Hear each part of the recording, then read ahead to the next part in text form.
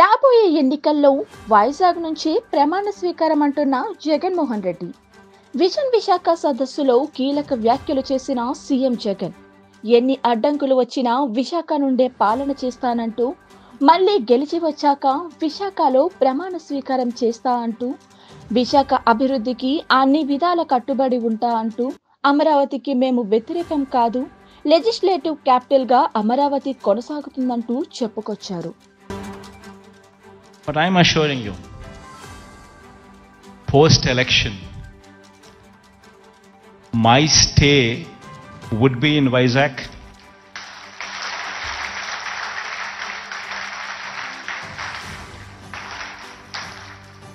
In fact, my swearing-in ceremony also would be in Vizag.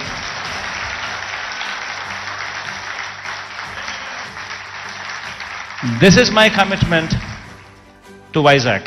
రాబోయే ఎన్నికల్లో వైజాగ్ నుంచి ప్రమాణ స్వీకారం అంటున్న Jaganmohan Reddy.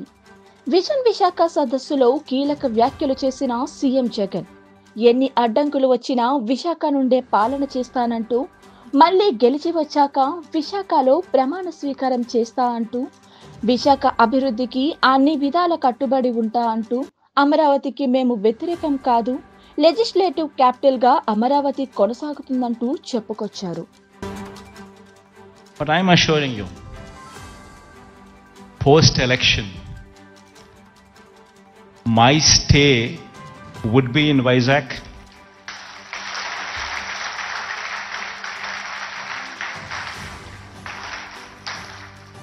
In fact, my swearing-in ceremony also would be in Vizag.